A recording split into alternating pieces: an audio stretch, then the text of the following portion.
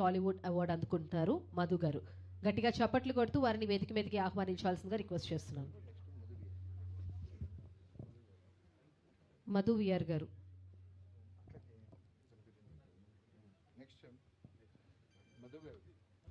మధు గారు is yeah.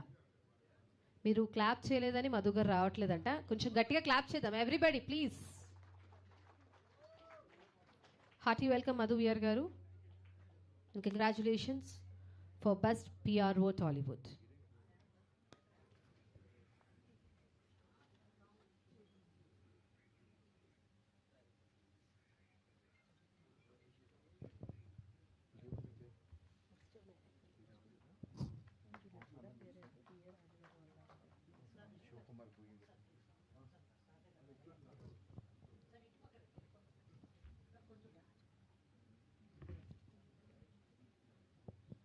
Thank you.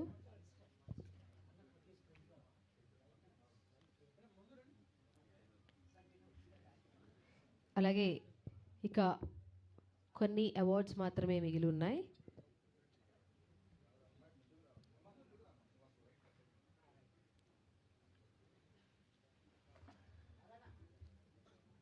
Thank you. And I request our NCD Nikhila constructions and developers Srinivasarao గారిని అలాగే నిఖిలా గారిని కూడా తదుపరి అవార్డులన్నీ అందజేయడానికి వేదిక మీదకి రావాల్సిందిగా రిక్వెస్ట్ చేస్తూ, తదుపరి బెస్ట్ వెబ్సైట్ ఎడిటర్ అవార్డుని అందుకోవడానికి శివకుమార్ గారిని వేదిక మీదకి రావాల్సిందిగా రిక్వెస్ట్ చేస్తున్నాం.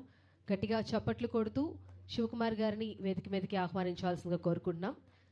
BA రాజు గారి పుత్రులు, BA జయ్ గారి కుమారుడు అండ్ మా డైరెక్టర్ గారు మా శివ గారికి గట్టిగా చప్పట్లు కొట్టాలి. Everybody please put your hands together.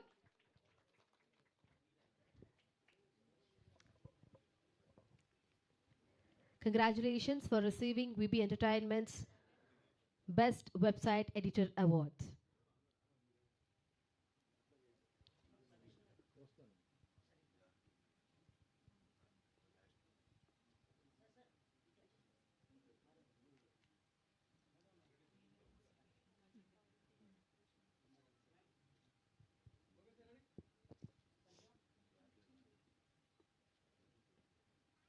Thank you అండి.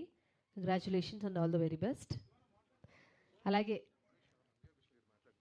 యా అంబికా కృష్ణ గారిని ఒక నిమిషం మాట్లాడవలసిందిగా రిక్వెస్ట్ చేస్తున్నాం. అమ్మాయి విష్ణు,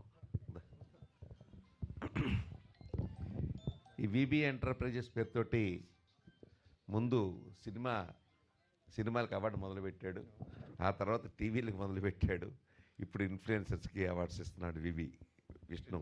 నిజంగా డిజిటల్ మీడియాకి చాలా గొప్ప విషయం. ఎవరి దగ్గర పనిచేసి ఏదో ప్రెస్లో పనిచేసి తన నాలెడ్జ్ని ఖర్చు పెట్టి తన నాలెడ్జ్ని రక్తాన్ని శ్రమని కూడా ధారపోసి ఆడిచ్చే జీతంతో బతుకు కాకుండా తన సొంత కాళ్ళతోటి తన సొంత ఇండివిజువాలిటీతోటి తెలివితేటలతోటి ఈ ఇన్ఫ్లుయెన్సర్స్ అనే కొత్త ప్లాట్ఫామ్ వచ్చినందుకు మీ అందరికీ నిజంగా చాలా గొప్ప విషయం ఇది. ఒక 20 సంవత్సరాల కింద కనుక మీరు కనుక పుట్టుంటే ఇలా ఉండేది కాదు. ఇవాళ మారిపోయింది, ప్రపంచం మారిపోయింది. ప్రపంచం మీరు ఇవాళ వంట చేస్తూ గరిటె తిప్పింది ప్రపంచం అంతా కూడా చూడొచ్చు. ఆ టెక్నాలజీ వచ్చేసింది.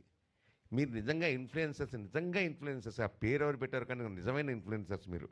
కానీ వచ్చిన ప్రాబ్లం ఏంటంటే టక మనకు నిజంగా చెప్పండి, మీ అందరికీ దేవుడు ఎక్కడున్నాడో తెలియదు కానీ మీకు సెల్ ఫోనే దేవుళ్ళు.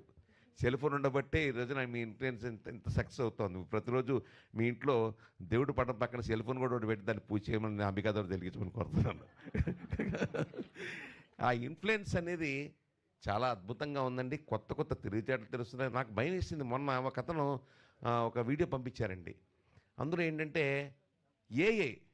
ఏ టెక్నాలజీ మాట్లాడుతుంది. బామ్మగారంట, ఇతనేమో మాట్లాడుతున్నాడు, అమ్మా నాకు కొద్దిగా డబ్బులు తక్కువగా ఉన్నాయమ్మా, ఏం చేయాలమ్మా అని అంటే ఏ టెక్నాలజీ బామ్మ, నాయన కంగారు పడమాక నాన్న, నీకు ఈ పని చేసుకున్నా ఇలాగ వస్తుంది డబ్బు, ఇలా పని చేసుకున్నానని ఏ టెక్నాలజీ వచ్చింది అంటే మీకు కూడా దెబ్బ కట్టే ఏ టెక్నాలజీ వచ్చేసింది. ఇవాళ బాంబే మాట్లాడింది మొత్తం సినిమా ఒక 10 నిమిషాల సేపు ఆ బాంబ మాట్లాడతాం, ఇతను మాట్లాడతాం, బాంబ మాట్లాడతాం, ఇతను అతను మనిషి లేడు.